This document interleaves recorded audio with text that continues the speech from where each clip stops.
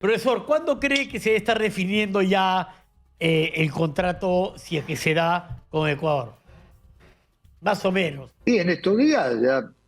Y si ya Ecuador tiene que convocar el 5, ya el 5 de marzo tiene que convocar Ah, o sea, ya. porque tiene fecha, tiene partido amistoso, entonces esto no se debe demorar demasiado, calculo yo.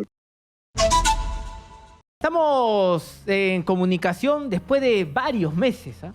Después de varios meses con el profesor Ricardo Gareca, que imagino estará en Argentina o ya está en Quito. ¿Cómo está, profe? Bienvenido. Buenas tardes. ¿Cómo le va? Buenas tardes, ¿cómo están? ¿En Argentina o se encuentra en otra parte de Sudamérica? Estoy en Argentina. Y ahora... Sí, le escucho perfecto, pero con un... ¿Me ven bien? Sí, perfecto, perfecto. Con un poquito de diferencia en el audio, pero estamos bien. ¿Suele Ricardo Gareca ver fútbol durante este tiempo sin dirigir? Bueno, Argentina, más que nada, como lo más importante ahora es reintegrarme durante todo este tiempo con mi familia. Sí. Y ver fútbol en Argentina, algún partido de la Champions, todo lo que me permita. Bueno, vi el Mundial, esencialmente. Cada vez que puedo ver algún partido lo observo. ¿Le parece un jugador interesante? Gonzalo Núñez lo saluda, profesor Gareca, ¿cómo está? ¿Cómo le va? ¿Cómo le va? ¿Qué tal? Lo vi ahí en el programa de la semana pasada de ESPN, hablando de todo ahí con su gran amigo Oscar Ruggeri. Y usted dice que no tiene problemas para asumir una selección o no tiene problemas para el día a día del club. Y hay entrenadores que quizás se acostumbran más a una cosa que a otra, ¿no? Claro, sí, o sea, eso es un tema, ¿no? Pero en este caso, en particular, no, para cualquier desafío estoy preparado. O sea, no, me tocó 7 años y medio estar al frente de la selección. Claro. Entonces, pero bueno, era un paso que queríamos dar. Pero una vez ya transcurrido ese paso, puedo tranquilamente ponerme a trabajar en un club también. No es algo que nos fijamos como meta solamente trabajar en la selección. De acuerdo. Ahora, estaba hoy día hojeando algunas páginas web y en Ecuador dan las cosas como muy avanzadas, ¿ah? ¿Hay tratativas? ¿Usted negociando con la Federación de Ecuador? Porque creo que es una selección que entusiasma a cualquier entrenador, ¿no? Se ve un futuro grande ahí, ¿no? Bueno, Ana, son negociaciones que ya llevan un tiempo, ¿no? Ah, O sea, okay. Donde ellos se han comunicado con nosotros y bueno, he hablado, he conversado varias veces y bueno, no sé si paralelamente ellos han conversado con otros entrenadores también. Hemos tenido esa libertad, digamos que tanto ellos como en este caso yo, de poder conversar, pero siempre hay un interés concreto y se ha ido avanzando en ese aspecto. Y bueno, se llegó a un punto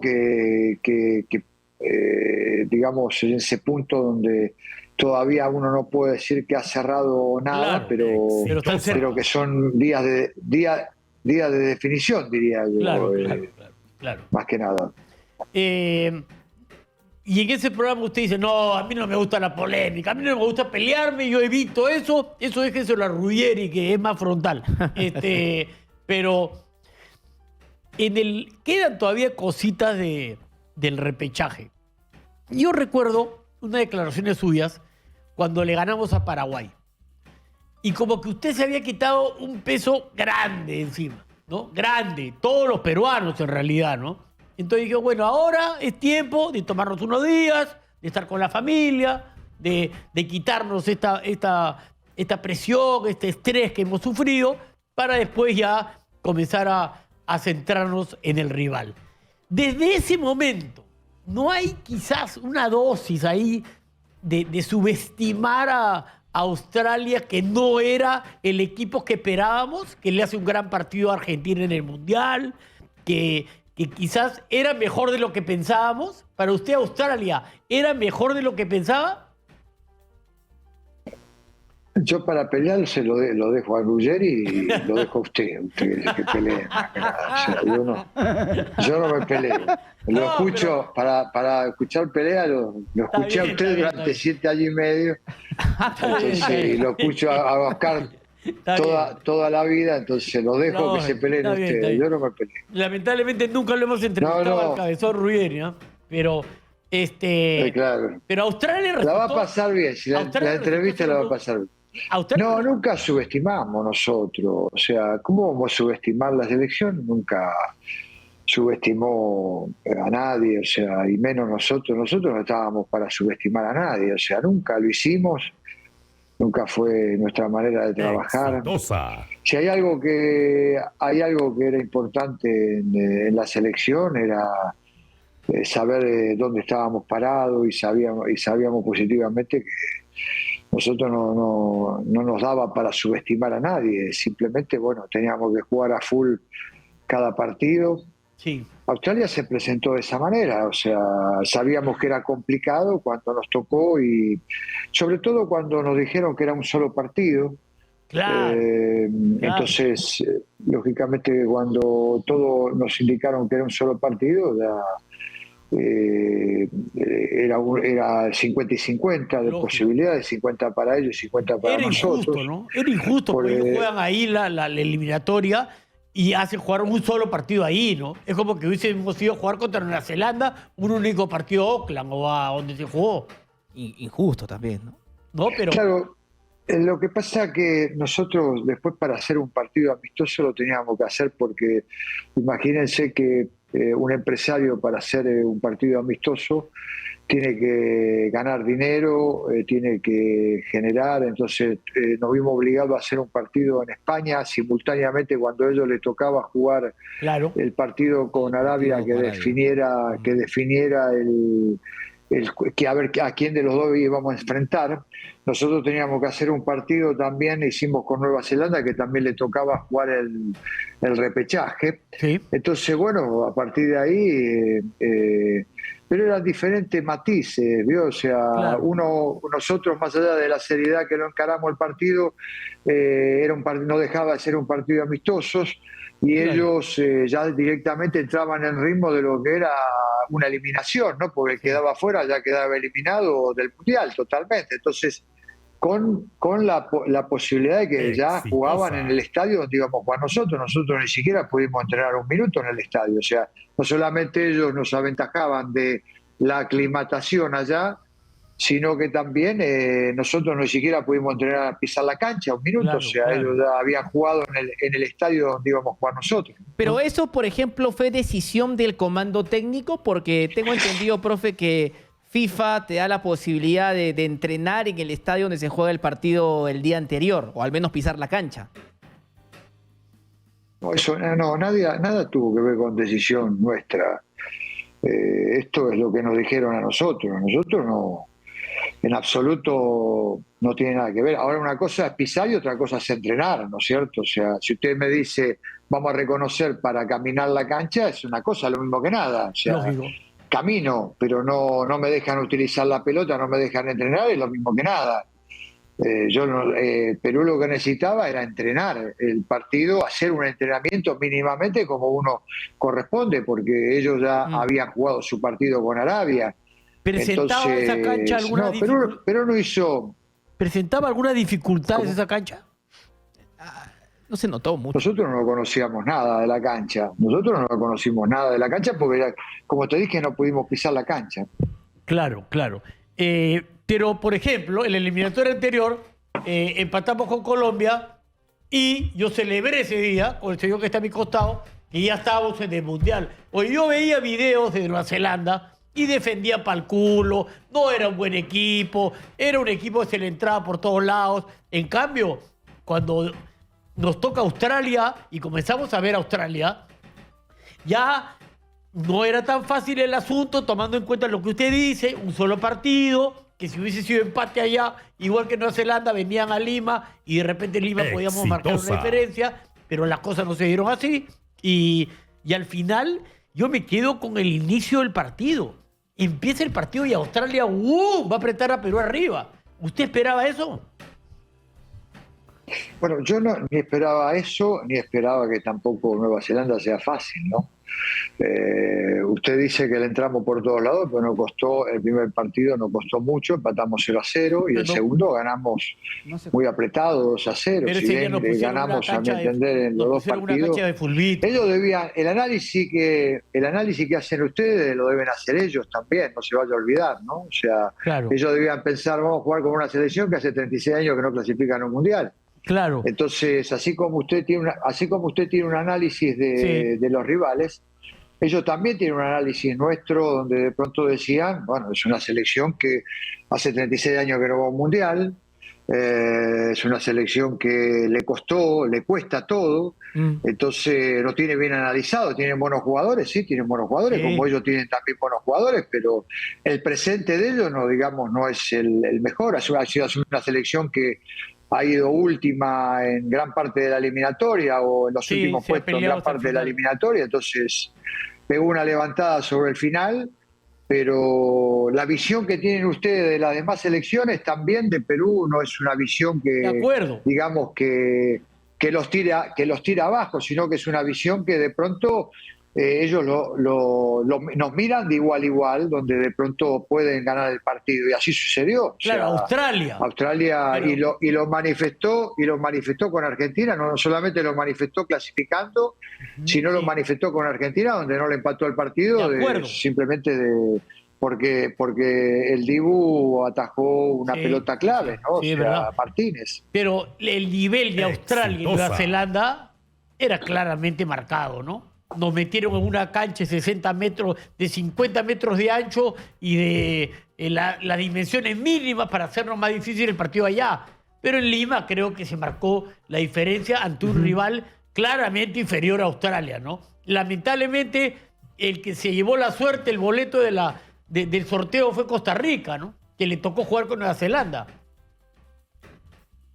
También, pero fue un partido también cerrado, o sea, el de Costa Rica no fue fácil, o sea, en definitiva puede ser en ese análisis, lo que pasa que, bueno, no hay que perder de vista que Australia es el 7º mundial consecutivo que clasifica, o sea, mientras nosotros era el segundo, intentábamos el segundo mundial clasificar, ellos era el 7º que iban en forma consecutiva.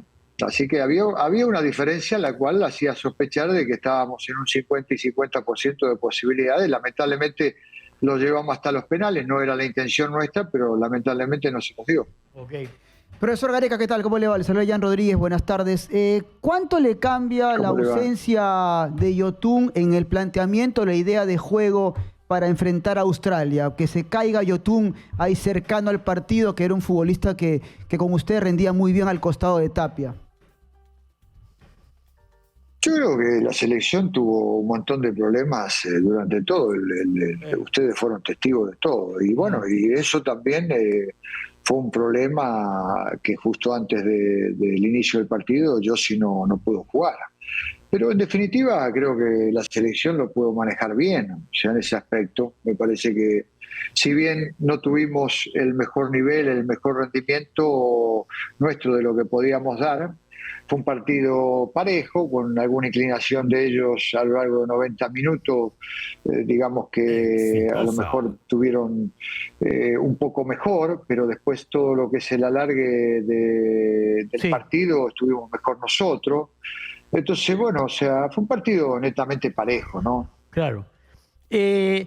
Finalmente, ¿quién decide el orden de patear los penales ya cuando ya pateó el quinto? O sea, el sexto, el séptimo, el octavo. ¿Es una lista? Porque se veía medio desconcertado el asunto de Valera sí, Valera no, Valera nunca ha pateado, patea tú, ¿no? ¿Cómo se decidió eso en ese momento?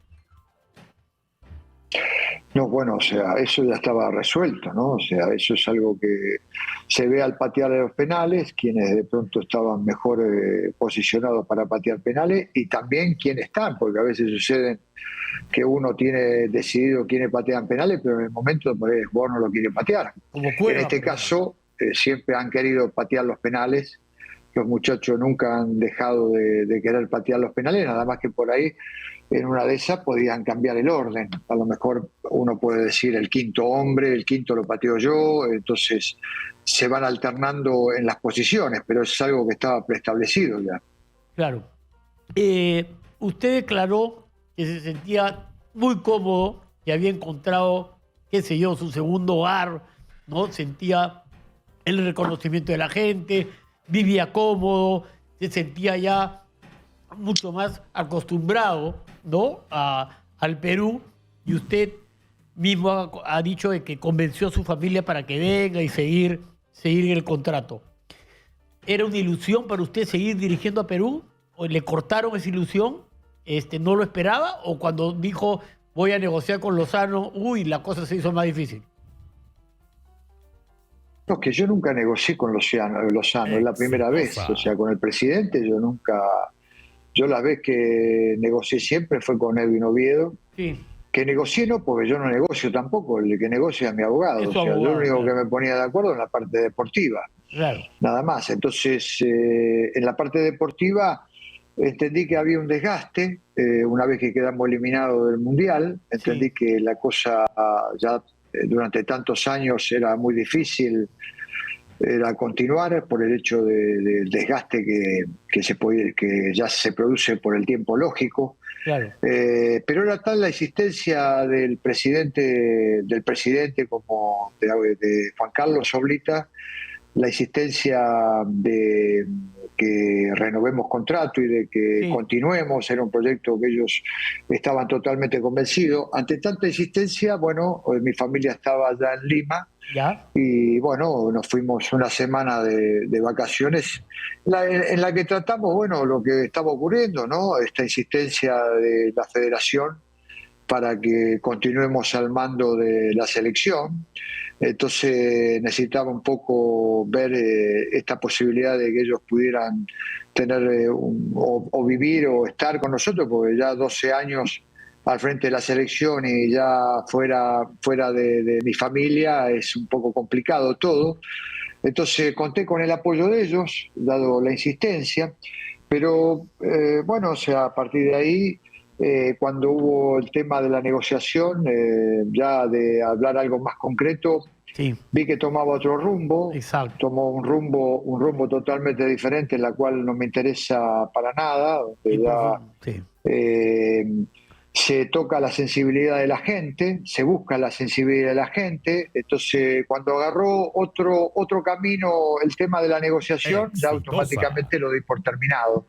No había ningún tipo de posibilidad de que yo pudiera continuar o negociar con un modo de negociar que, bueno, no lo respeto la manera con que uno puede encarar, pero no es el estilo que yo estoy acostumbrado, no es la manera en la cual nos hemos manejado a lo largo de 7 años y medio.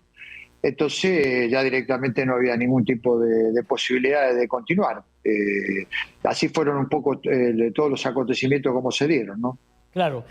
Hay un cortocircuito entre Ricardo Gareca y Norberto Solano a partir de unas declaraciones de Ñol que dice: tenemos que confiar más en lo nuestro, más en lo peruano, el próximo técnico de la selección tiene que ser peruano. Y como que esa palabra lo molestó a usted. No, Goñol, es el día de hoy que nos seguimos escribiendo, o sea, no, al contrario, o sea, él da una opinión que me parece correcto, me parece que está todo bien, o sea, él lo habla en función de que de pronto llega la oportunidad para gente del país. No lo tomo a mal de ninguna manera lo que él declara, porque aparte lo conozco, estuvimos 7 años y medio trabajando juntos, eso no tiene absolutamente nada que ver. O sea, no, a mí me llamó la atención porque y aparte lo declaró... sé en el tono con que lo dijo, o sea, con el respeto con que lo dijo. No, es que hace una semana Juan Carlos Oblitas habló de esto y dijo, esas declaraciones de Solano hicieron de que se rompan los palitos un poco con Gareca. Usted, de alguna manera, usted desmiente a Oblitas. No, yo no desmiento a Juan Carlos, eso es algo muy privado de cada uno. Yo le estoy diciendo lo que le estoy diciendo en la entrevista, o sea, yo no sé qué es lo que hablan, porque yo ya estoy fuera un poco de todo. Puedo tener contacto con algunos muchachos, estoy dando nota con algunos medios, o sea, no con algunos, con los medios que piden dar nota en la medida que yo pueda, lo voy dando. No, agradecemos la disposición de usted, de verdad. No sé lo que se habla, imagínese usted. Claro. Pero el fútbol, ustedes son muy pasionales por el deporte, por la selección. La selección ocupa roles muy importantes, entonces se hablan muchas cosas. No, pero yo lo que le estoy diciendo yo es la realidad. O sea, Norberto siempre, inclusive Norberto ha tenido, ustedes se acordarán cuando en algún momento, en algún problema con la pandemia, y nosotros salimos a defenderlo a él, claro, o sea, porque bueno, es un integrante, fue un integrante muy importante en todo el proceso nuestro, así que para nosotros no tenemos, yo no tengo ninguna, al contrario, solamente palabra de agradecimiento con Norberto. Está bien aclarado el tema. Profe, ¿logró ver algún partido de Perú estos primeros 4 encuentros dirigidos ahora por Reynoso? ¿Logró observar? Y si fue así, ¿qué le pareció? Resúmenes vi, no lo pude ver, no lo alcanzaron a ver, a transmitir, por lo menos yo no lo pude ver, y vi solamente resúmenes, entonces no le puedo decir concretamente de algo que no lo he visto. Vi los resúmenes nada más. Ok. Finalmente le dio algo de pena de no continuar en Perú. Se había encariñado usted con la selección peruana, con el público, con la afición.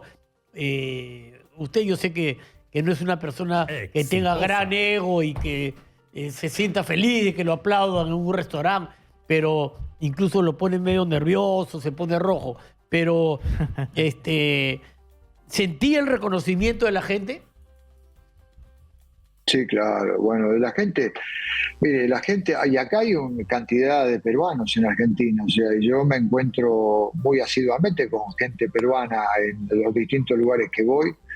Ustedes tienen un pueblo maravilloso, en el cual es muy agradecido, y yo creo que el agradecimiento es para siempre, no es un agradecimiento simulado, ni mucho menos.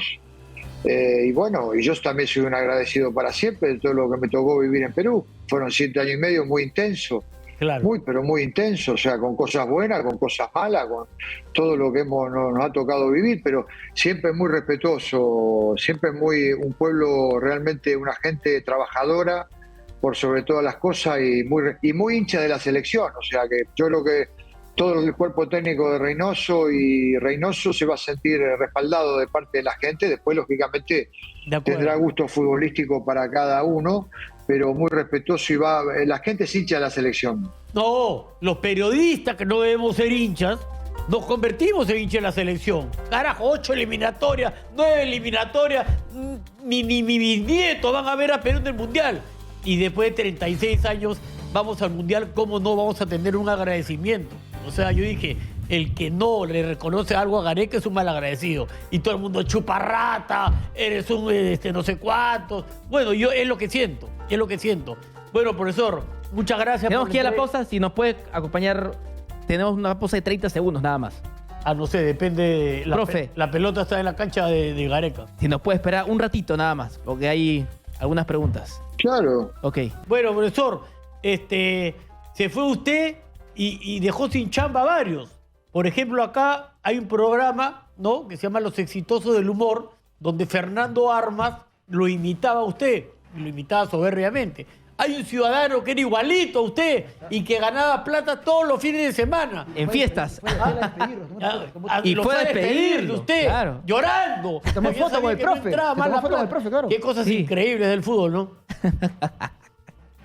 Y bueno, me tuvieron 7 años así que bueno, ahora ya tiene que tener otra chamba ahora ya. Claro, pero hasta ahora sube fotos al Instagram y pone pensá. Hace una reflexión y pone pensá. Claro. Me quedó la duda. Yo me la juego totalmente. Para mí el equipo de la eliminatoria para Rusia lo encontró mejor parado a Perú que para la última eliminatoria. ¿Usted qué piensa?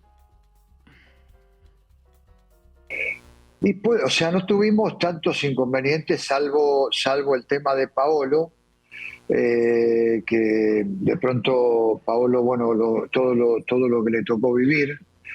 Después, a lo largo de toda la eliminatoria, fíjense que si ustedes van a hacer un repaso, era un equipo que salía de memoria prácticamente, pero que cualquier reemplazo era de un jugador o podía ser de 2 jugadores. Sí.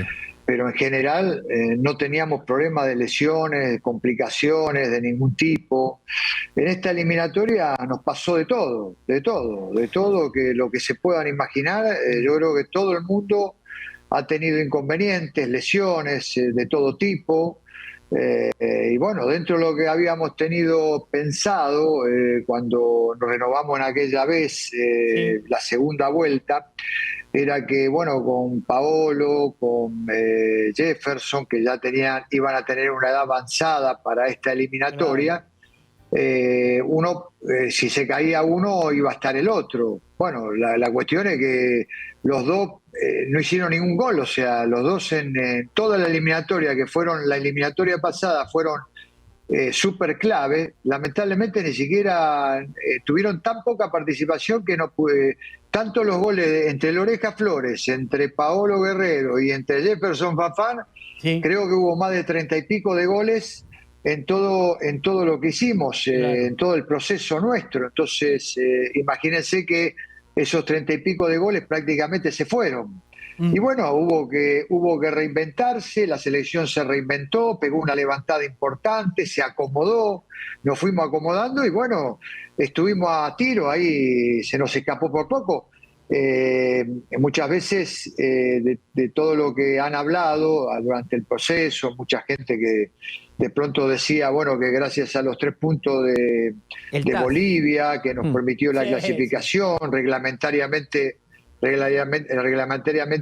bueno, tuvimos esa dosis de fortuna y en esta eliminatoria hicimos un punto más de lo que hicimos la eliminatoria pasada. Entonces, habla a las claras de lo que hizo la selección, del trabajo de la selección. Lamentablemente no nos alcanzó, pero yo creo que fue muy digno y creo que estuvimos ahí muy cerca otra vez en un año lleno en una etapa llena de complicaciones. De acuerdo. Le voy a contar una infidencia. Yo trabajaba con Juan Carlos Oblitas en un programa de televisión y él ya entrenó, así en conversaciones. Yo le decía, Juan Carlos, ¿tú a quién llevarías de técnico a la selección? Yo a Gareca. ¿Por qué? Porque le desarman el equipo al final de la temporada y vuelve a armar otro buen equipo. Como en Vélez. ¿Ah? En Vélez, claro. Tiene un ojo o tiene esa facilidad y creo que es una facultad de volver a hacerla difícil, de rearmar un plantel cuando se llevan a los mejores jugadores. ¿Sintió usted que la segunda etapa de Perú era un poco eso? Reinventarse, tratar de solucionar problemas que uno no pensaba se iban a presentar. Y bueno, siempre estábamos muy atentos, ¿no? En todos los cosas, pero la pandemia, las lesiones, los problemas, muchachos que no lo dejaban viajar de los clubes, o sea, fue un problema realmente en todo aspecto. Pero era tal, nosotros cuando llegamos a la selección éramos 3 nada más, era el Bocha Santín, Néstor, el Bonillo y era yo. Y después se fue armando y cuando dejamos la selección eran 12 integrantes de la selección prácticamente. Entonces mucha gente se fue agregando para completar un equipo de trabajo que bueno, así lo demanda el trabajo de selección. Es un tema que uno tiene que estar en cada detalle. Yo creo que estuvimos en cada detalle estuvimos, o sea, para poder competir, para poder estar en cada compromiso que nos tocara de la mejor manera. Claro. Yo me enteré de que usted quería traer a su familia a vivir por si venía otra pandemia, porque fue la peor época de su vida esa pandemia, ¿o no? Fue desesperante. Lo que pasa que después, o sea, yo me tocó vivir la pandemia, claro, o sea, era un problema. Perú, ustedes por ahí a lo mejor no se acuerdan, pero Perú vivía, como todos los países, una situación muy particular con la pandemia. Entonces, había vuelos humanitarios, pero los privilegios era complicado. Yo escuchaba mucho ahí donde me informaba, porque todos veíamos prácticamente los noticieros y veíamos todos los noticieros. Sí. No era que uno veía en particular un noticiero, veíamos todos los noticieros lo que pasaba. Claro. Y bueno, y había gente muy necesitada, pero muy necesitada, en los vuelos humanitarios, viajar por diferentes problemas. Entonces, yo había hablado con mi familia que, bueno, a partir de ahí y a partir de ver que si se reactivaba el fútbol, no se reactivaba el fútbol, si la federación me necesitaba, si habíamos decidido, bueno, pasar la pandemia yo directamente en Lima, una vez que terminara todo. Y a partir de ahí, bueno, fue difícil, fue complicado, porque estuve toda la pandemia, estuve alejado de mi familia, nos veíamos por Zoom, por supuesto, como toda familia, como todas personas, pero sí, o sea, estuve toda la pandemia en Perú, y a partir de ahí vivía en un lindo departamento ahí de Miraflores, pero que no tenía balcón, no tenía, solamente los ventanales que me daban al mar, Sí. al parque. Vivía enfrente de la Plaza del Amor, entonces no tenía terraza tampoco, no tenía nada, vivía encerrado, Sí, me imagino. prácticamente, bueno, 2 meses encerrado. Para colmo tenía una perra, se me dio por tener una perra antes de la pandemia, imagínense que ni me dejaban sacar la perra, o sea, tuve 2 meses prácticamente con la perra. Menos mal que podía venir la empleada, que tenía un permiso Claro. especial, la federación la había sacado, y bueno, y me dieron la posibilidad de que la empleada pudiera venir con un vehículo que le puso la federación como permiso. Y bueno, la pasé realmente complicada esa pandemia. Horrible. Entonces, apenas terminó, pensé, si me llega a agarrar otra pandemia y no puedo salir ni a un balcón, agarre no igual. puedo salir a una terraza, o no me puedo hacer un asado, o una carne asada o algo por el estilo, entonces me mudé a San Isidro, a un lugar donde pudiera tener espacio con la perra, Claro, y pudiera claro. salir a tomar un poco de sol al menos, ¿vio? ¿Aprendió a hablar la perra al final? Porque me imagino que haber tratado de que aprenda, ¿no? No sé, pero se lo regalo. Una cachorra, ustedes deben saber, si tienen animales deben saber, una cachorra, 3 meses de vida, y bueno, y encima no poder salir durante 2 meses, mire, la que la pasé. Un coli Bravo. era una coli, ¿no? Un coli, es un coli, una coli. La tengo acá, Almendra se llama. Ah, no se llama COVID. No, COVID no se llama. No, no, Almendra, le tenía que haber puesto COVID, no, Está bien, Almendra, está Almendra. bien. Profesor, ¿cuándo cree que se está definiendo ya el contrato, si es que se da, con Ecuador? Más o menos. Y en estos días ya. Y si ya Ecuador tiene que convocar el 5 de marzo tiene que convocar O sea, ya. porque tiene fecha, tiene partido amistoso, entonces esto no se debe demorar demasiado, calculo yo. Profe, cada vez que usted viajaba a Argentina, conversaba con periodistas de su país y encontrábamos un Gareca reflexivo sobre el fútbol sudamericano.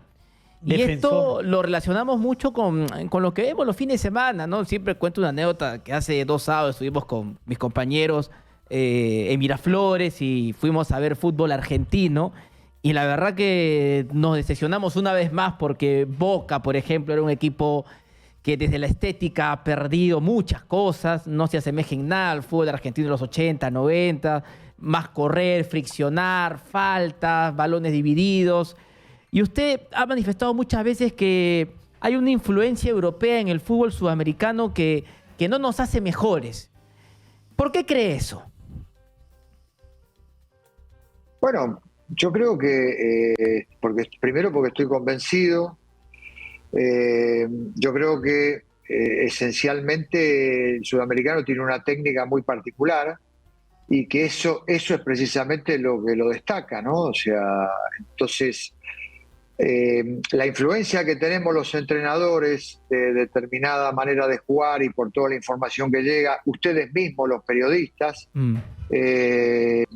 todos los que participamos en el fútbol, yo creo que a veces nos hace perder de vista situaciones en la cual es complicada, porque ustedes para situarse, por ejemplo, imagínense a Teófilo Cubillas jugando a 2 toques o a Julio César Uribe jugando a 2 toques nada más. Entonces, y eso se empieza a practicar y tiene una influencia no solamente a nivel profesional, o sea, a nivel de las mayores, de los máximos entrenadores, sino también en los menores. O sea, usted va a ver los menores y los menores quieren por ahí a lo mejor tener una imagen de, no sé, del mejor Barcelona o del mejor equipo europeo, donde salen jugando, donde de pronto arriesgan, o donde de pronto tiran paredes dentro del área. Entonces se empieza a perder un sentido que por ahí algún país o algún equipo o alguna selección le hace bien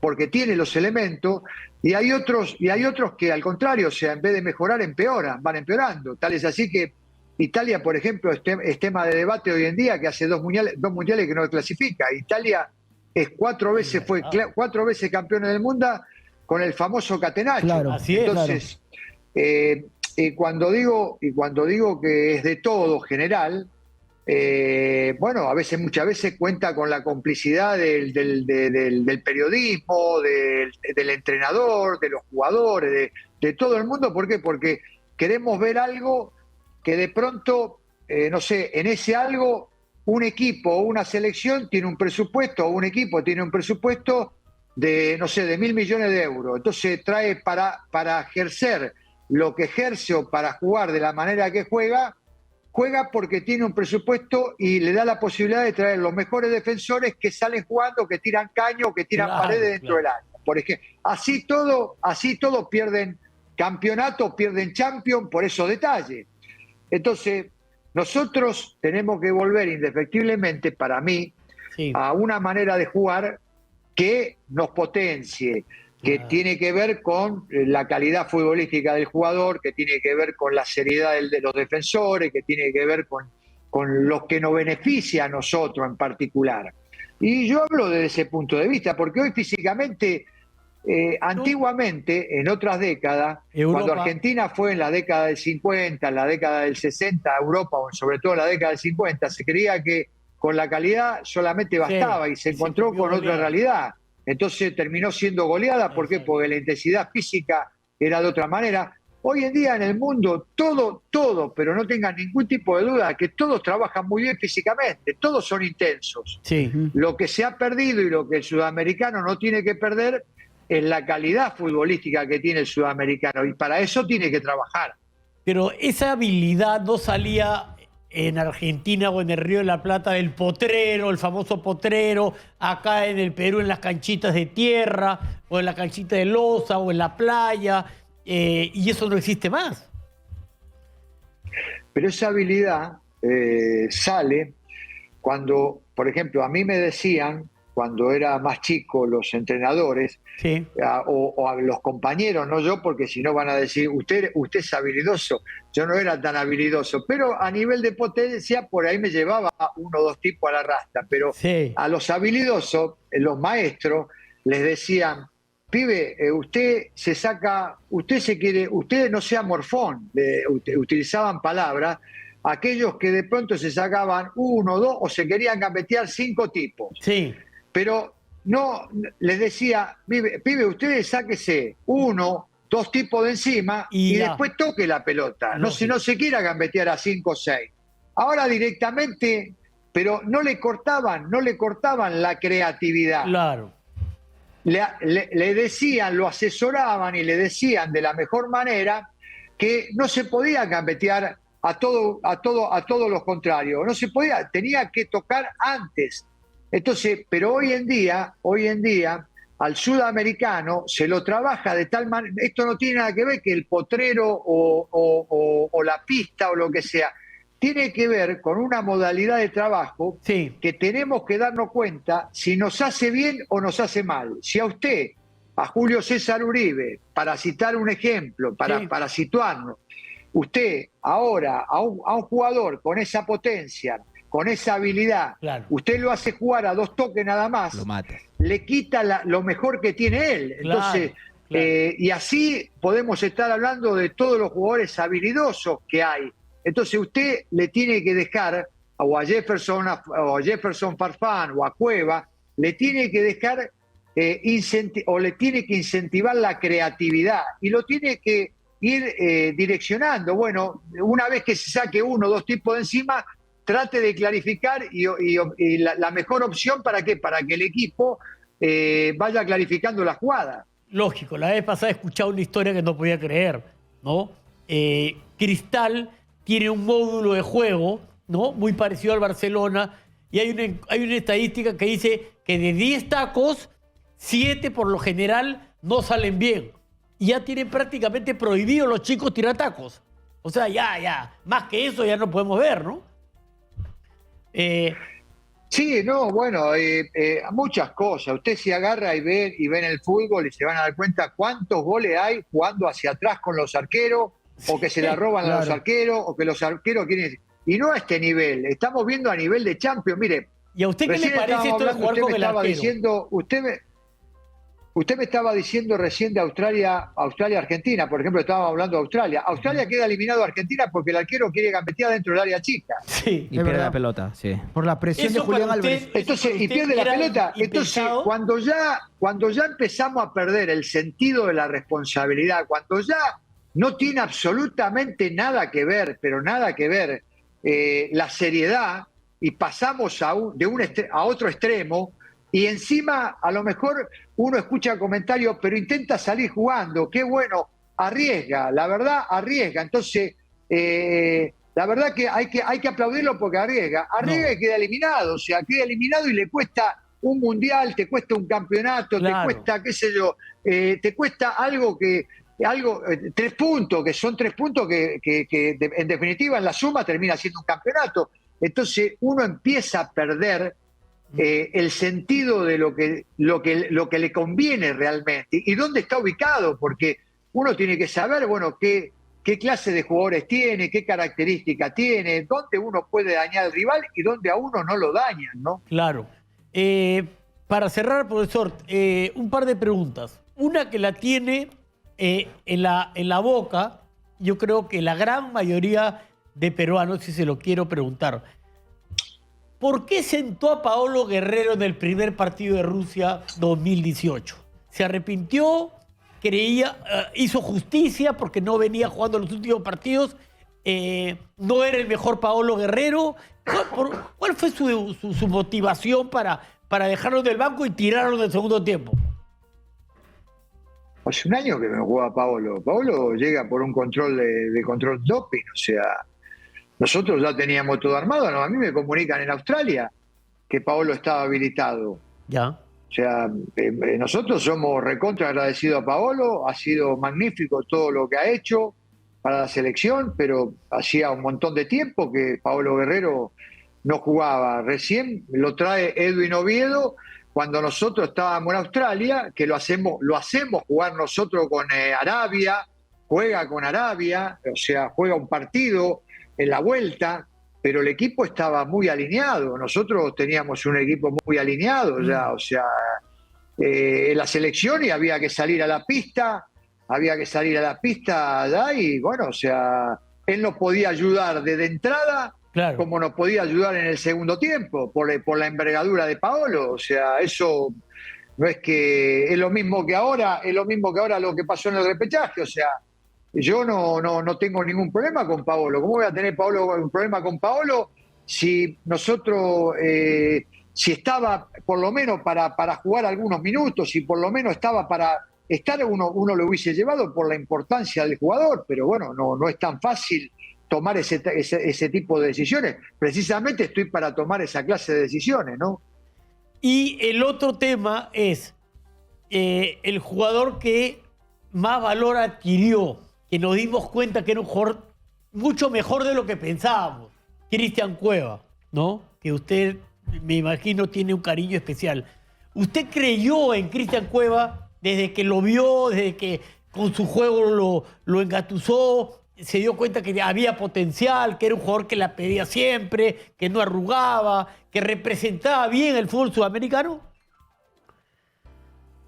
Y sí, nosotros lo fuimos a ver una vez con Alianza, entonces a la cancha, y me gustó lo que él hacía, entonces de siempre mostrarse, pedir la pelota.